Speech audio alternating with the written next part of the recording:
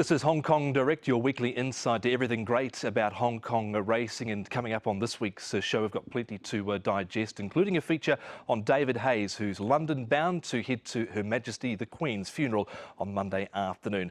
But first of all, on this week's show, we've got Joao Moreira. He missed the first two meetings at Sha Tin and Happy Valley. He's got the mind right. He's got the injuries slowly coming right as well. He's had a lot of work done on those over the off-season, and he's back and ready to go for 8 rides at Sha Tin on Sunday. He spoke with our executive producer, Doug Chalmers.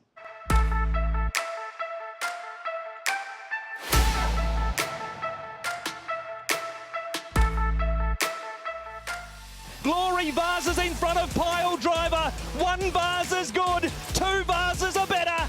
Glory Vase won it. It's Zabrowski in front. The 1.6 shot is going to prevail in the January Cup. Senor Toba doing enough, and the favourite's going to win by 2 lengths. Joe, welcome back. For the first time, we'll see you at Sha Tin on Sunday. How was the off-season? How are you? It was good. We all needed that. We need a break. We need to freshen up. And I took every opportunity I had to make good of it. I mean, to enjoy myself, rest, be with the people that I wanted to be, family, kids. We done some celebrations there. Some kids were having their birthdays, and all the memories I have up here on my mind at the moment of the off-season is great. So it's a shame that it's over. We'll talk about the injuries in a minute, but first, the mental side of going away and getting away from Hong Kong and just riding all the time. Just how important is that? It is very important human beings have their time off, you know. That's a way of making sure that you last long. Not that it's going to make you last forever, but that's going to make sure you're able to extend your career as an athlete for as long as you can. So this break I had, no doubt, has made me fresh, not just physically, but psychologically as well. So talk to us about the injuries. I know last season was hard for you. Just explain what you're going through right now and also what was last season like. Well, cutting it very short, I can say that I was under severe pain for probably 16 months. The Jockey Club's doctor has done their very best to help me out and treat me, but there is so much that they could have done, and I no doubt finished the season under so much pain.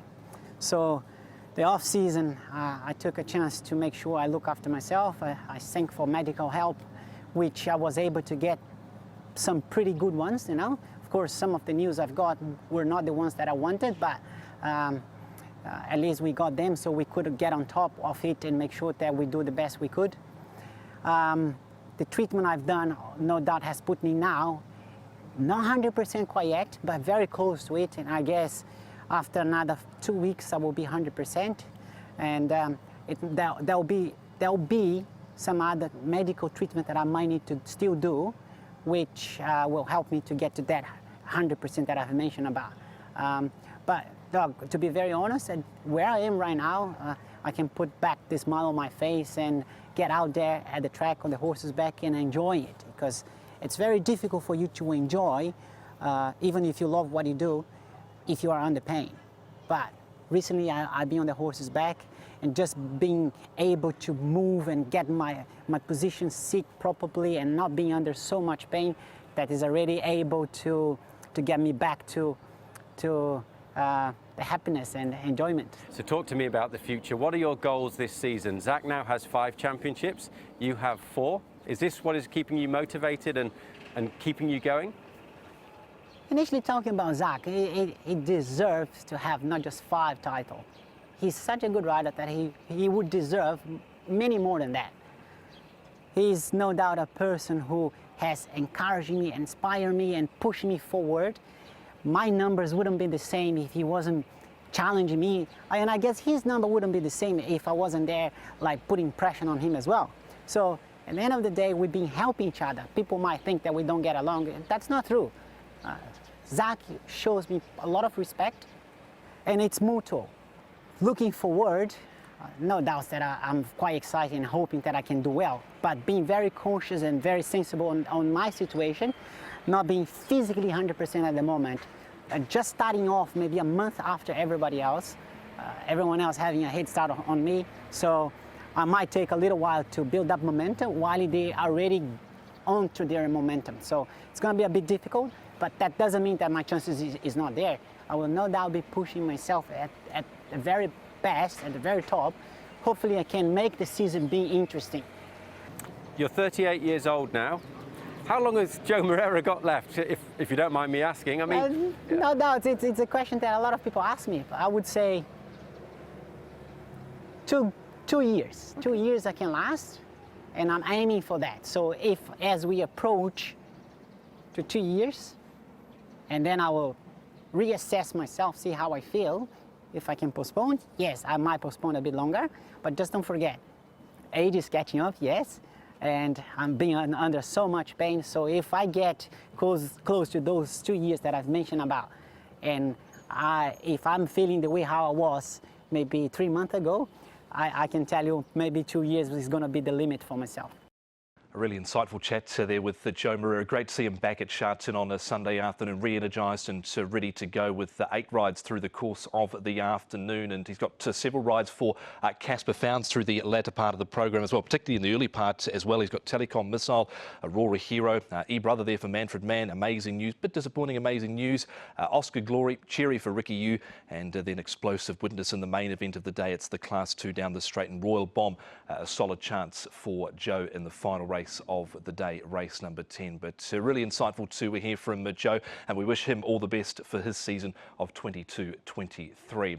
One man, however, that won't be at Sharton on Sunday afternoon is David Hayes. He's made his way across to London to head to the state funeral on Monday afternoon of Her Majesty the Queen, and he spoke with our man Nick Child via Zoom before he jetted off to London to touch on, first of all, how he struck up a relationship with Her Majesty. The first time I met Her Majesty I was 13 years old, and my father had a champion stallion, and she was visiting Adelaide, and she requested to come and see Lindsay Park, our property. And she came up, did a tour and had lunch with my parents. And I opened the door for her, and that was my job. And it was such a big deal in South Australia. I had that much practice doing it, and all the right things to do, and I got a day off school to do it, so it was terrific.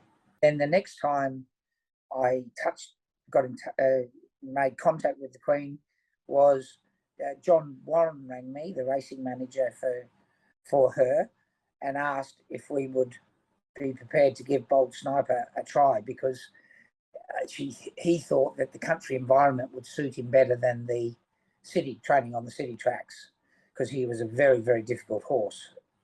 And anyway, we got him, and I've been communicating with John, and then he was going quite well, and he was one of the favourites for the Bart Cummings. And I said, I think the Queen's horse can go very close on the weekend at Flemington.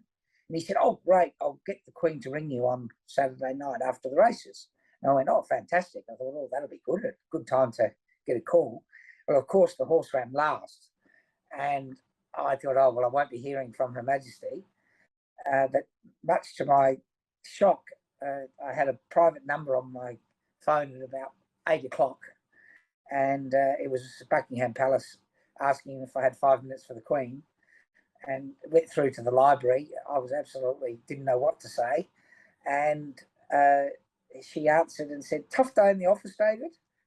And put me at ease. And we talked about the horse at length in great detail. She loved the detail. And then I said, look, I've reviewed everything. He's a difficult horse. The only thing I'd change is I'd take the pacifiers off this horse. And she said, what are pacifiers? She was always interested in what things were. I said, well, there's these mesh things you put over their eyes, and basically they're there to slow them down. She said, well, that certainly worked, didn't it?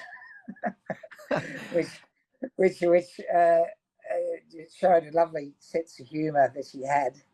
And basically what I meant to say, the pacifiers were to calm them down and not slow them down, but it did slow down. Many people have given their sort of tributes to Her Majesty. How would David Hayes, one of her trainers, remember Queen Elizabeth II? Oh, just the knowledge she had of racing and the general love of the horse and the interest she had in it. And she was probably one of the more knowledgeable owners that I've trained for. And she was a true horseman. She was riding horses at 90 something.